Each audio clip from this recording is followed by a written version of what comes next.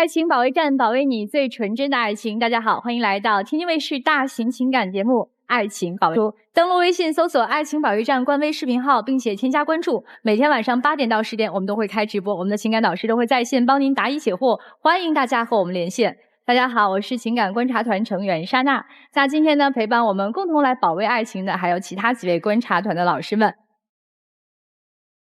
在我們的情感觀察團當中呢，還有一位特殊的嘉賓，他呢是我們愛情保衛戰專屬的 AI 情感助理。接下來我們一起來認識艾小寶。嗨，你們好，我是爱情保衛戰的 AI 情感顧問艾小寶，來幫大家理性分析感情問題的。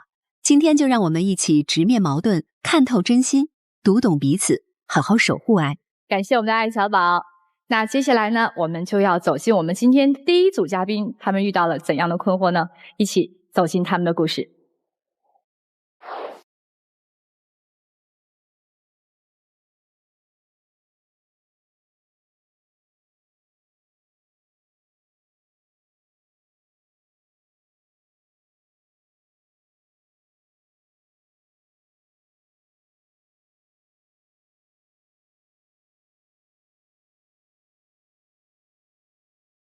我覺得就像是一場精密的計算吧。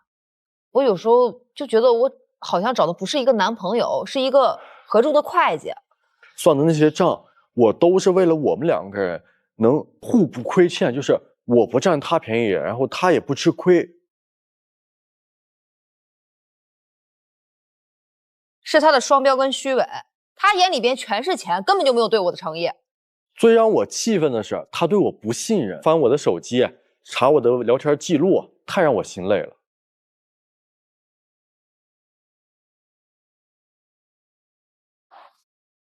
AA 到底在戀愛當中是好還是壞呢？我們趕快有請他們登場，歡迎劉先生30歲，汽車銷售；胡女士29歲，家裝設計師。歡迎你們啊！先說一下你們今天的訴求。我就是想看看他到底是不是真的愛我，有沒有把我當成要跟他共度一生的人。我就是想讓他明白，我的那些算计都是為了以後讓我們倆過得更好一些。其實短片裡面我們看到，就是你們對於 AA 的這個情況，兩個人有不太一樣的理解，對吧？對啊，你們倆咋認識的呀？在朋友聚會上，算一見鍾情吧。剛開始的時候，他說男女平等嘛，咱們就 AA 什麼的，我也很贊同。一塊兒出去吃飯吶，看個電影，他付一次，然後我付一次。我們年輕人獨立是吧？誰也不會說那個佔誰的便宜，AA 就 AA 嘛。我還覺得他三觀挺正的。所以你也一開始同意 AA 制的，對吧？那從什麼事兒開始你就覺得哎這不對勁兒了？就是我倆第一次出去旅遊嘛，去雲南，回來之後他給我照片的時候，最後發了一個 Excel 表，我一打開我懵了。今天我也帶過來了啊，我覺得就是很小的一些東西。哇，你看他那個備注啊，韩機場高速俩人一輛車，含正餐、小吃、奶茶等，含景區巴士。哇，我都懵了，我真后面他幾分幾秒都給我算上了。只是把他这個表格做出來，我們倆這個月掙多少錢，花多少錢，心裡有個數，這樣日子才能細水長流，才能攢下更多的錢。這個表你發給他，是想讓他知道咱這趟旅行一共花了多少錢，還是說發給他意思是来總數是8666.98，你要轉我433點多少？这不寫着呢嗎？肯定是要轉的。人均433.49，是這個意思。我是想，我不占他便宜，然後他也不吃虧，結婚之前 AA， 這樣對我們倆都好。又不是說普通朋友什麼的，你去給我算這麼細。他除了這個，還有什麼就讓你不理解的時候嗎？之前我們公司去做項目，我連熬了1周，整個人都快虛脫了。我好不容易我項目交完之後，我就給他說我想吃小龍蝦。那天我到家，小龍蝦給我剝好了，給我整好奶茶了。哎呦，我真的，我说實話，我特感動，我還發了個朋友圈。哎，我說被愛的感覺真好，吃飽喝足了，一張截圖給我發過來，然後跟我說，寶貝兒，你看你這麼累，這項目做完了，小龍蝦我請你吃了，但是我開車去買小龍蝦，加油花了300塊，你看你給我150就行了。你說你都請人吃了，你就都請到底唄，你咋想的？你們不懂，我當時是跟他開玩笑呢。哦，你那個讓他跟你 AA 那個油費是開玩笑的，不是真的要是嗎？對，你想，我就是真的要，我也應該是月底。我尋思故意惹他生個小脾氣，我再哄一下子，這樣生活是不是有點情趣？你真的是給自己挖坑啊！之前我們倆一直沒有因為這個 AA 生過氣、吵過架，沒想到這回他就這麼生氣，我就有點想不明白了。連着工作1周，我都這麼累了，你說這話你不覺得讓人很下頭嗎？你後來那錢給他轉了嗎？我給他轉過去了，他收了嗎？沒收啊。哎，那不就完了嗎？那就證明人家沒要給你 AA 這個油費啊。那他應該提都不提呀。除了 AA 這個，還有什麼讓你們之間矛盾升級的？你像我倆年齡差不多吧，29了，想着就是30歲之前嘛，咱們就把終身大事給定下來了唄。然後他跟我說，他彩禮他要拿18萬8，我的嫁妝我也要陪嫁18萬8，我出多少你必須跟我一樣出多少。問題是他自己花錢的時候大手大腳，也根本沒有考慮過我，因為之前他在衛生間裡打電話，我聽到了，他給一理財經理嘛，就說50萬我就買這個錢，我明天轉給你，這個也是為我自己的以後做打算，只有自己最靠得住。他出來之後，我就問他嘛，18萬8的彩禮跟我冷戰了1周，你這會兒自己花50萬去買個理財產品，你是有給咱倆以後考慮嗎？他不明白那個關係，那个理財吧，他是每年交10萬，交夠5年，30多歲以後，我倆就是每年可以領取那個保險的最低年金是8000，逐年遞增。這個錢呢，對於我倆來說是一個家庭上的補貼。是你自己領，不是你倆領。我倆結婚以後，我的錢不就我倆的錢了？那是你婚前。這個解釋一下啊，他買的是理財性保險、年金險，對吧？雖然是你在婚前購買的這個理財產品，但是婚後因為投資取得的投資收益，它屬於夫妻共同財產，所以這位先生說的沒錯啊。這個理財是他老婆也可以分的呀。是的，它屬於共同的。那我就把這事兒我就跟我閨蜜說了嘛，閨蜜她聽了之後，她就說，你要不就看看手機，看有沒有什麼別的發現吶或什麼的。我拿手機之後，我連他手機密碼是多少我都不知道。後來他是開車的時候不方便回消息，然後讓我幫他回個消息。我發現就是他那個微信裡邊有一個人是免打擾的，我就大概瞄了一眼，上面說，妹兒跟你聊天真開心，有時間再聊。那是我客戶。客戶用開免打擾嗎？他是有買車那個意向，但是吧，那個女孩找我來買車，她就老跟我聊些有的沒的，我就開個免打擾。咱就說啊，就算說沒有發生什麼實質性的東西，但是你這樣，你搞得我心裡已經有一個結了。還有你說我手機密碼不告訴你那個事兒，我告訴你是為什麼啊？是因為我前女友她拿我手機挨個把我那種最近聊天的女性朋友問這是誰，然後讓我打電話給我的同事，給我的朋友，問我倆有沒有什麼亂七八糟，真的一點面子也沒有。那是你前女友，跟他有啥關係啊？對啊，後怕了唄，就害怕再遇到這種事兒唄。那你前女友當時那麼查，你也是看到了你跟某個女客戶聊天了吧？跟女客戶聊天難免呀，這工作需要嘛。你所謂的工作需要，你跟人家離婚的大姐給人家說，姐，你一個人帶孩子辛苦了，對自己好點兒，你下次來我請你吃飯。跟人家一個幹模特的說，店裡來了個汽車的新款，你哪天你過來試駕。你關鍵問題是，哎，你前對象懷疑你，你跟他還有聯繫，還說他相中的那個車型什麼的，到時候來店裡邊看看。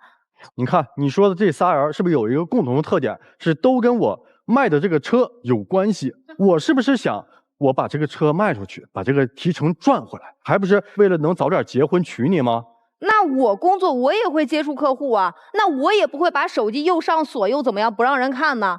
我那裡面是有公司最新他那兒發布會，新車發布會之前，我們 4S 店的人就都得把那些內容背得差不多。他手機裡面有一些保密性內容，他但凡看見2眼，萬一哪天說走漏了嘴，溯源溯到我這兒來，我工作丟了事兒小，我还得被追责。这都是借口，你就是不想让他看你手机，不想让他发现一些暧昧信息。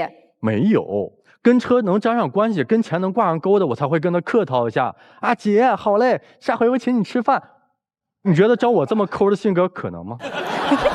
這些種種的事情，我就會覺得這個男的他到底想不想跟我以後過日子？我們如果要是這樣繼續的話，會不會接着就是什麼東西給你付過來賬單，什麼東西也不告訴你，要我自己去發現？不是，你最讓我生氣的一點就是你對我不信任，你知道嗎？關鍵是你這些事情讓我很沒安全感呢。唉，男生，你要結婚嗎？結呀，那肯定結啊！我這精打細算不就是為了跟他早點結婚過日子嗎？行，那聽聽老師的意見，各位老師們，值得保衛嗎？因為我見過太多的離婚案件，我經常說的一句話就是在婚前不談錢，在離婚的時候去談錢。你覺得在哪一個時刻最傷感情呢？一定是在離婚的那個時刻。所以我覺得現在男方能跟你在婚前把彩禮問題也好，嫁妝問題也好，雙方的 AA 制的問題也好，能夠談清楚，我覺得這段婚姻是可以值得去保衛的。一方願意去做 AA， 另一方不願意做 AA， 這就是我們對於夫妻財產約定，雙方並沒有達成共識。如果你們真的能夠坦誠的通過一些方式方法或者法律文件把你們的這些問題解決清楚的情況下，我覺得 OK 啊，財產和情感的問題分開清楚。對你們這段愛情，我選擇是不保衛。我做過一篇有關戀愛當中 AA 制的深度報道 ，A 着就分手了。一旦愛情被明碼標價，這就是對兩人的關係的物化。在你們這段情感當中，我看到非常醒目的兩個字，就叫提防。從 AA 制到彩禮，你都提防着這一個女生，只要不走進婚姻，一切我不能吃虧。等到一段感情陷入了這樣的一個提防的循環當中的時候，你說你對他還有多少愛？您剛才也說了，我不想吃虧，對吧？但我也沒有佔過他的便宜，對吧？愛是相互的。AA 的戀愛，前面我們雖然是情侶，我們明算賬，就像他說的，算着算着一定會算出問題來的。我覺得其實我們今天要討論的一個核心觀點是三觀不一致的感情，我們是否可以長久？你們不就三個問題嗎？ AA 制、彩禮和密碼。AA 制對應什麼？對應我們的金錢觀。其實對於男方來講，你最想要的是一個獨立的、有個性的女朋友。彩禮代表不就家庭觀嗎？如果在彩禮方面你們沒有辦法達成一致，那是你們的家庭觀不一致。那剩下就是一個密碼。密碼對我們來講叫信任和邊界。對於你們兩個來講，一個要求極度的透明，一個要求說我是希望有邊界的生活，都沒有問題。但是你們兩個現在協商不一致，所以我現在不太看好。但如果你們願意共同去協商，我覺得你們的愛情或者你們未來的生活是可以繼續。從我的角度來說，我覺得不值得保，因为女生畢竟要承擔懷孕跟生產的這個過程。那在這個過程當中，我的工作、我的事業一定會受到影響。那我的這個損失，你跟我 A 嗎？對吧？有很多東西它是在婚姻生活當中沒有辦法算得那麼清楚，談這些就很傷感情。所以我覺得三觀如果不一致的話，在一起真的會很累。我的觀點是，保衛也行，不保衛也行。為啥啊？女孩沒那麼愛這男孩呢？我覺得男孩才沒這麼愛這女孩呢。男孩的愛一直都很理智，很冷靜，女孩是上頭了，現在有點下頭了。女孩，你只要想一點，我要未來跟這個人共度餘生啊，我倆一起過日子，能過得了嗎？婚後還 AA 嗎？肯定不呀。但是你會不會要求他嚴格記賬？開銷上一定要是按照我的習慣，就是我们俩这个月花多少的钱，攒下多少钱，下个月是适当。所以还是要按照你的这个观念来，是吧？可以协商。他就不是一个这样的人，让你每天记账，你受得了吗？受不了一点。嗨，有的时候因为一个点会爱上一个人，也会因为某一个点对这個人失去所有的興趣。她一開始接受 AA 是因為她是一個獨立女性，但是你的 AA 讓她感覺少了點人情味兒。男孩，前女友對你的影響有這麼大嗎？他除了刪你的聯繫人之外，他還有給你帶來什麼樣的影響呢？唉，我還有一個前女友，我那會兒是省吃儉用，我天天在蹭公司的飯，我回家就餓着，我把這個錢攢下，過節520、13、14這種紅包發給他，然後再準備一個什麼包呀、首飾什麼的，然後他要說他開店，我又把我辛苦攢下這點錢拿給他投資開店，結果最後他把我這些錢都拿走了，都投進去以後，他還笑我傻。你有 AA 的習慣是因為受過這個情傷嗎？對，就是因為受過這個傷，所以我才從那以後就一直 AA。在結婚之前，我們兩個互不虧欠，誰也不佔誰便宜。原來這個症結是在這裡啊。問題是他們之前犯的錯，為什麼要我來承擔呢？結了婚以後，我也敢肯定他會跟我過一輩子，就沒必要 AA 算那麼細了。他因為在情感上受過創傷，所以覺得我們誰都不要欠誰的。那麼接下來我們要請出我們的艾小寶，他會結合大數據的分析，看看你們兩個人這段感情到底怎麼樣。從剛剛兩位的表述裡，我分析得出，這段感情裡問題佔比清晰，男方佔 85%， 女方佔 15%。男方因過往情感創傷形成的極致 AA 原則、彩禮上的功利化考量以及邊界感缺失的社交行為，持續消耗女方的安全感與對感情的期待。女方僅因情緒不安產生的輕微懷疑與計較，並非矛盾核心，卻被男方當作逃避問題的借口。建議男方放下自我保護的執念，分清愛情與職場的邊界，用實際行動給予女方安全感。女方也可坦誠表達情感需求，而非獨自陷入自我內耗。若男方始終不願改變，及時止損才是對自己的負責。好，謝謝我們的艾小寶，請你們兩個人走上我們的愛情傳送帶。在傳送帶開啟之前，你們想要回憶過往嗎？我肯定願意啊，還想再挽留一下。那女生這樣，如果你不想回憶的話，你可以不看大屏幕，我們可以看嗎？好。哇，啊，好漂亮啊！嗯，你看一下，咱們倆之前打羽毛球，還有出差回來、旅遊回來的路上，你看那段夕陽多美。夕陽很美，但是女生受傷了呀。然後咱們倆出去郊遊的時候，你坐在秋千上，我在後面推着你，那段時光多浪漫呀！哇，這是哪兒啊？這是洱海。你看你那個時候笑得多好看呀！但是這個笑臉也是 AA 來的呀。啊，這個照片好看啊！這個大衣，那是你給我買的，然後我也回饋了你一個比這個衣服價格更高一點的那個大衣，也是我給他送給他的。你這個時候還提錢，就別提錢唄！你不覺得可笑嗎？咱們倆去看日出，你看，你當時那會兒美極了，但一切都是他花了一半錢換來的。我覺得這個畫面挺有意思的。我們是用眼睛在看他們的回憶，女孩是在用耳朵聽。那邊在講解，關鍵這還有捧哏的，關鍵這個講解的講的全是錢啊！這麼的時候你提那個大衣的價幹嘛呀？我真的是，他是不由自主的呀。來，美好發生怎能不看？一起進入中國廣電真情時刻。你上回生病的時候，我是一直在照顧你的。當咱倆結婚以後，你坐月的時候，我會比你生病的時候更加照顧你，更加疼你的。你再給我一次機會行不行？你給我個機會，證明一下自己。我是想跟你結婚，我有這個誠心，也有這個誠意。我做那麼多，那麼努力工作，不就是為了早點賺夠錢跟你一起結婚過日子嗎？我掙了錢，我吃捨不得吃，喝捨不得喝，攢的錢是不是只有跟你在一起的時候，我才不會吝嗇的去吃喝呀？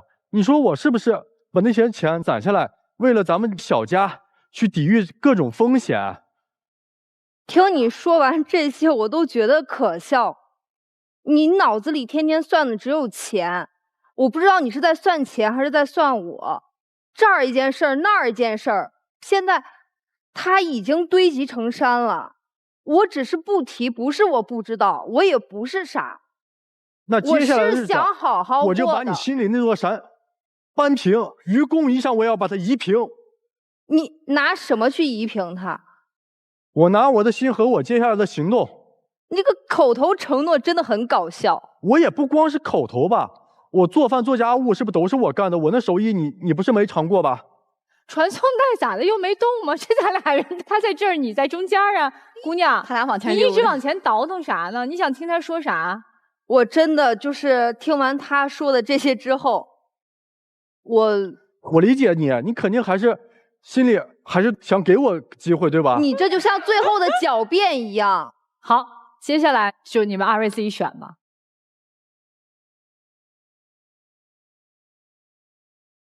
老師們他們會出來嗎？女生不會，會出來。我認為女生不會出來。因為女生的身體一直在往前走。我們來看結果，3、2、1，請開門。男生肯定出來，女生也得出來。不可能，不可能。山沒了呀。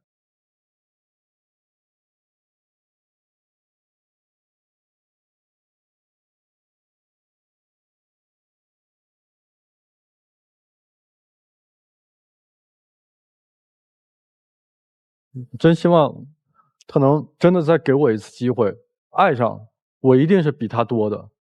你接下來會有什麼打算嗎？再挽留挽留他吧。好，那就快去追吧。謝謝你。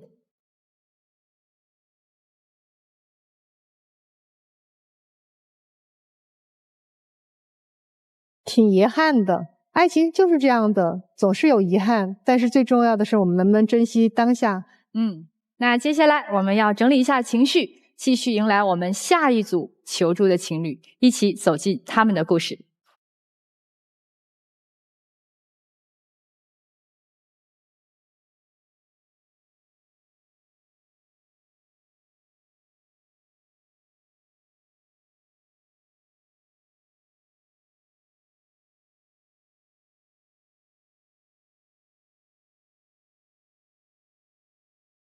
就是一場從頭到尾的騙局，從開始到現在全都是謊言。是我想珍惜一輩子的幸福，也是被互相的不信任磨碎了緣分。是算計，是欺騙。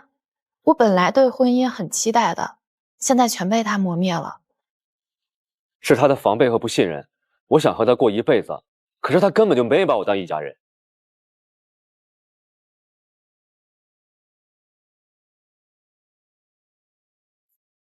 讓我們掌聲有請今天求助的嘉賓，歡迎他們。楊先生39歲，待業；郭女士33歲，服裝店店主。二位好，先來說一說今天來到節目的訴求。我這邊的訴求就是徹底的分手，我不想再跟他再糾纏了，我只想以後好好的過自己的日子。我今天就是想跟他道個歉，我想挽回。咋回事啊？馬上就要辦婚宴了，就走不下去了。他從一開始就算計我，那我肯定跟他過不下去啊。所以我現在我覺得我做出徹底分手這個決定是正確的，及時止損，懸崖勒馬。他說的我完全不贊同，我從來都沒有騙過他，我對他是真心的。你好意思說這種話？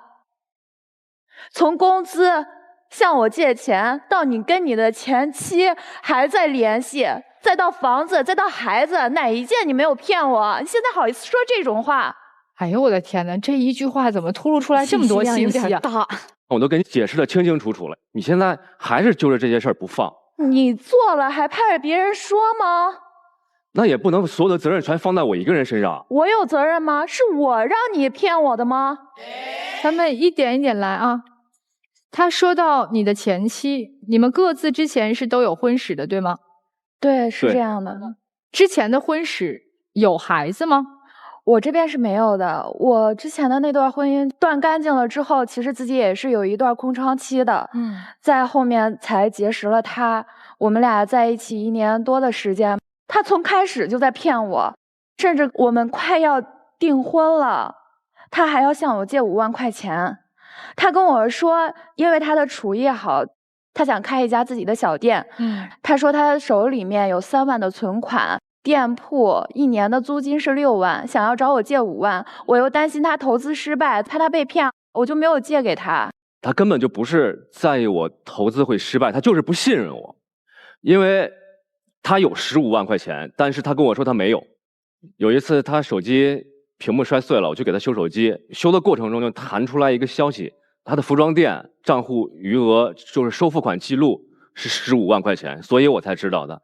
那15萬塊錢是我起早貪黑經營服裝店一分一分攢下來的，那是我以後生活的保障。我們倆還沒結婚呢，你就惦記我這15萬塊錢，你到底是要跟我的人結婚還是跟錢啊？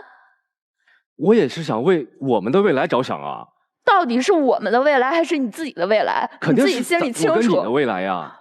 你為啥要管他借5萬呢？你咋不去找你朋友借呢？請你朋友借，你借他頭上幹啥？人家就是有15萬，我就不樂意借，怎麼了？是，但是他跟我說他沒有，他有他不借，這也是他的權利呀。我們還沒結婚呢，你張口就向我借5萬塊錢，而且你是沒有嗎？你之前你還騙我你工資，你說你工資只有2000，結果呢，你同事那天說漏嘴了，說你工資每個月3500，這啥情況啊？因為父母都在老家，我就每個月1500塊錢給父母，我沒跟他說。你那1500到底給誰了？你自己心裡清楚。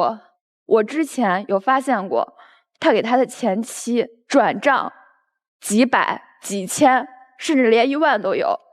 而且我們倆本來都是2婚嘛，我就想着婚禮就從簡了，我們2個一人拿2萬出來。從訂酒席啊，再到拍婚紗照也就夠了。這2萬塊錢的事情，咱們已經說過很多回了。你說你又不差這2萬塊錢，這是差不差2萬塊錢的事兒嗎？我這邊交了定金之後，我這邊已經沒有了。我去找他要2萬塊錢的時候，他說他拿不出來，結果我就發現他給他前妻轉賬了。是，我是有存款，但是那存款是我未來生活的保障，也是我給我爸媽留的一條後路。你有爸媽，我就沒爸媽嗎？你看啊，你也要保障，那我也給自己留個保障嗎？不是，你這話太難聽了。結婚說好4萬，1人2萬，怎麼到你這就行？你又不是沒錢，啥意思？你讓姑娘娶你呀？他自己一人掏4萬結婚，他自己跟自己結婚啊？是這樣，因為我前妻身體不是很好，我就把辦婚禮的這2萬塊錢借給我前妻了。你就編吧，你還騙呢？一開始的時候你還說你沒房子呢，後來不也有嗎？房子是咋回事啊？怎麼又扯出來房子了？我的底線就是要有房子的啊，因為我上一段的時候跟我的上一任是租房住的，然後呢還有婆媳矛盾，最後實在過不下去了，就分開了。我之前是不是跟你有說過這個是底線，我必須要有一個房子？結果你一開始跟我說沒有，我就想你平常確實對我蠻照顧的，從1天3頓飯，再到我的店裡幫忙搬貨、看店什麼的，我真的我還是蠻沉溺在被他照顧的這種感覺裡面的。他跟我說他其實沒有房子，我就咬咬牙接受了。後來他跟我說他媽媽那裡有一套房子可以給我們住。當時聽我可高興壞了，我就提了東西去她家，我就想感謝一下我未來的婆婆。她媽媽跟我說漏嘴了，說那套房子本來就是她名下的。你名下明明有一套房子，你為什麼要跟我說沒有啊？我不知道那個房子的戶主是我。房子是你的，你不知道？沒有人會相信你這種謊話的，你到現在還狡辯。我當時真的是不清楚。有什麼不清楚？這房子怎麼來的？這房子是我父母的。父母如果記在你名下的話，肯定是要辦手續的吧？那你怎麼可能不知道？你所以他到現在還在撒謊，還在騙我。房產證上寫的是誰的名字？房產證上寫的就是他的名字。你過戶，你房產證要更名，都是要本人去的呀。到现场的呀。就是说啊，到这个时候了，你还在骗我，你为什么要隱瞞啊？其實我有一個15歲的兒子跟前妻的。什麼？終於說實話了吧？就是我跟前妻有一個孩子。孩子這事兒他知道嗎？我一開始是不知道的。不知道，我沒跟他說過。孩子跟着我前妻生活，所以我覺得不影響我們倆之間的。不影響嗎？你每天都往外跑，這叫不影響？你說一句實話，這套房子是不是留給你和前妻的那個孩子的？不是，重點不在這兒，重點是他一直沒跟人家說他有孩子，而且他兒子都已經15、16歲了，你就這麼騙我？我不敢跟你說這個，我也是害怕影響咱們之間的感情。現在就不影響了嗎？你兒子都15、16歲了，你現在才跟我說，從開始你就騙我。這個事情確實是我考慮的不周，跟你說聲對不起。對不起有用嗎？確實是我自己的原因，而且我的出發點，我是想維護你，我是害怕失去你，我才這樣。你從開始你就騙我，我被你當傻子一樣騙得團團轉。我要是騙你，我就不跟你辦婚宴、辦婚禮了。現在跟我一個人的婚禮有什麼區別嗎？不也是從裡到外全部都是我一個人在操持嗎？你參與進來了嗎？你跟你兒子平時不來往嗎？基本上1個月我會去看他2次。你每次去看兒子的時候怎麼跟他說呢？就是去找朋友。你準備瞞他這件事瞞到什麼時候？結了婚之後嗎？其實在我心裡，我壓根兒沒有想就是不，一味的去騙他。你不用跟我想說你心裡怎麼想，行為是你就是在騙他了呀。而且他根本就不是1個月去2次，他每個月得有4、5次呢，用這種拙劣的借口。我其實是因為忙婚宴，然後就沒怎麼在意。我也是最近1個月我去跟蹤他，我才發現的。我們來梳理一下，一共有多少欺瞞的事情啊？先是工資的問題，實際是3500，然後呢，騙女士說只有2000，有1500，你懷疑是不是給了他的孩子？是的。來，先生回應一下，是嗎？是。哼，終於說實話了吧？第二件欺瞞的事情是房子，也是要給兒子。第三件欺瞞的行為就是關於孩子的問題了，這個謊撒的有點大。目前就這3件事情吧。還有呢？還有什麼？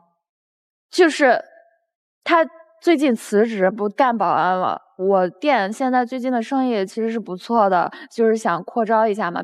他這個時候就說想要過來進我的店裡幫忙，就是類似入股的意思。那是因為你老說我沒有時間陪你，而且我去你的店裡幫忙也是為了想幫你分擔點啊。你到底是想替我分擔，還是想分擔我的錢啊？你怎麼老張嘴閉嘴就老提？你把話說完整，姑娘。他把他工作辭掉了，他要去你的店裡要入股。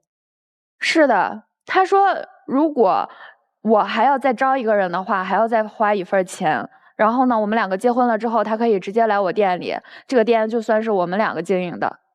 那你同意了嗎？我一開始本來是內心裡面還在猶豫的，結果我發現他都在騙我，我真受不了了。我問一下先生啊，你把你的工作辭掉，請問你1個月1500的撫養費從哪兒拿呀？他斷定這個女士會收留他。你是不是覺得領完了證之後，這個店就是你的了呀？我沒有這個想法。還說沒有？你肯定就是這樣，你就是騙子。我想問一下律師，他要是辭了職，他就來辦公的話，他也不是法人，也不是股東，對吧？那賺的錢，就算在婚後，那店的錢還是女方的，跟男方沒有關係吧？這個店呢，其實從股權上來說哈，如果說他沒有出資的情況下，這個店屬於你的婚前個人財產。那麼在婚後，股權的所有權是歸女方的，但是股權的增值收益啊、分紅啊，以及你們婚後取得的這些勞動報酬，這些它確實是屬於夫妻的共同財產。一旦你們2個人領證結婚了之後，它馬上立刻會變為你們的夫妻共同財產。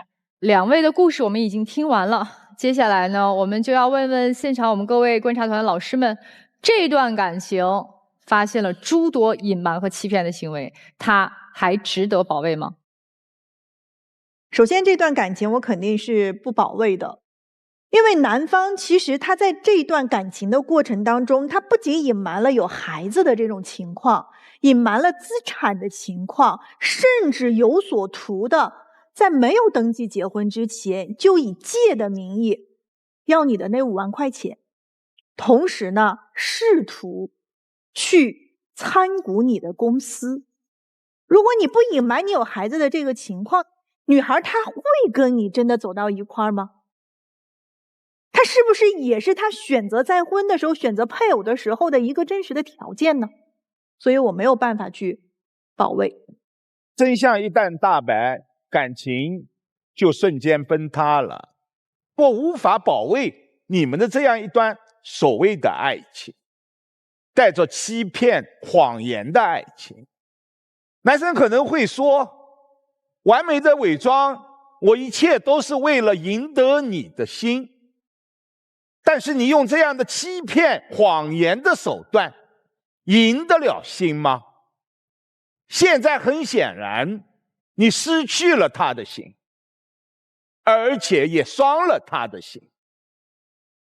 你房子騙，工資騙，孩子騙，你從一段失敗的婚姻當中走出來，有很多問題要去面對，我們都表達我們的尊重，但是在這樣的核心問題上，怎麼可以騙？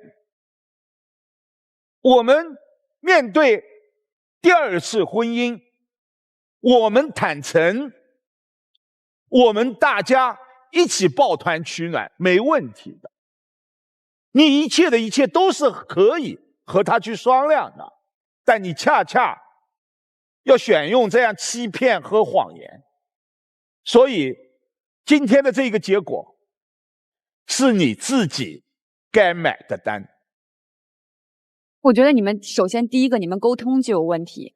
剛開始的時候存在這麼多的錢的問題、禮金的這些問題，大家心裡其實都有各自的小九九，就是你們都在自己的心外面包了一層很厚的膜，誰都沒有真的去走進對方，沒有必要為這種去搭夥過日子。我覺得這種以後就算在一起了，也不會幸福的。我覺得你的男朋友全在算計。他不敢承擔責任，因為他知道在這一段關係當中，他必定要承擔一些責任，無論是在經濟上面，還是對於未來你們兩個的家庭關係的構建上面，他都需要承擔責任，但他不願意，所以他只花了一個最小代價，也就是給你做飯。他的確做飯好吃，但做飯對他來講是最小代價，不需要花太多的錢。一旦他不需要花任何錢就能成為你的這個店的股東的話，那真的就是他把你的婚前財產變成了婚後他的個人財產。所以我不保衛你這段關係，是因為我覺得這段關係裡邊太多的算計。我從另外一個角度說一下，姑娘，你混淆了愛和感動，因為你的上一段失敗的婚姻讓你覺得自己很可憐，覺得孤身一人很孤單。在你覺得特別無助的時候，它像一束陽光照進了你的世界。你以為這束陽光就是愛，可其實它就是個手電筒。二婚最關鍵的是價值的交換，因為二婚一定是權衡利弊的，雙方的孩子、父母、兩個人前妻前夫的情況、各自的房子、財產，所有一切都要算計。本就充滿算計的二婚，發現裡面全是欺騙，所以你們連進入二婚的資格都沒有。如果是不坦誠的話，沒有對話的必要。感性的東西說完了，我們的艾小寶是從理性的角度幫你拆解數據。來，有請艾小寶。好的，莎娜老師，這段感情裡，男方的問題占比100%，其自私與刻意欺騙占比100%。女生的自我保護並無過錯。女生曾經有過一段失敗的感情，滿心渴望坦誠與安穩，卻被男生從頭到尾算計，徹底擊碎了她對婚姻的所有期待。婚姻最珍貴的是真心與坦誠，刻意欺騙從來不是怕失去，而是純粹的自私。我的建議是，男生無需再找借口，正视自己的欺騙與算計，尊重女生的決定。女生要堅定自己的選擇，果斷徹底分手，不必为不值得的人消耗自己。你的坦誠與付出，值得一個真正真心待你、坦誠相待的人。謝謝艾小寶。這可是艾小寶數據分析當中第一個出現的100%。是的，請二位走上我們的愛情傳送帶。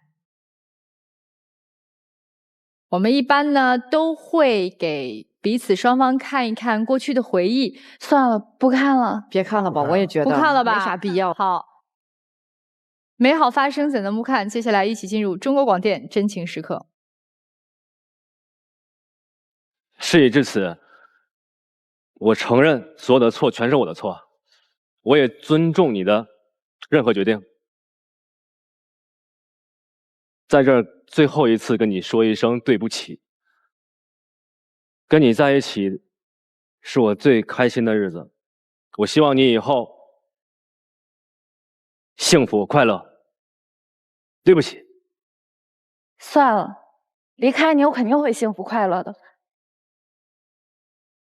以後咱們各自過好各自的日子吧。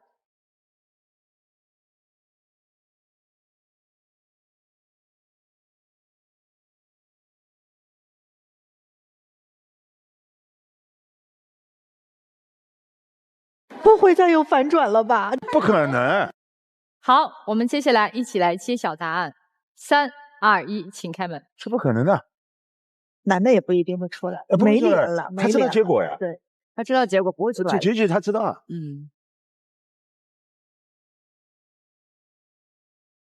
真的乍見之歡好容易啊，久處不易真的好難啊。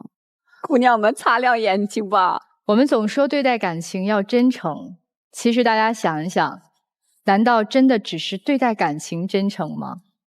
更重要的應該是真誠的對待自己吧。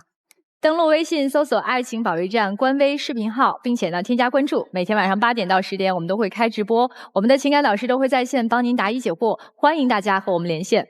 有情感困惑的觀眾朋友們，您可以登錄微信搜索愛情保衛戰官微的公眾號或者視頻號，記着我們不收取任何的報名費，小心被騙。播出，我們下一期愛情保衛戰再見。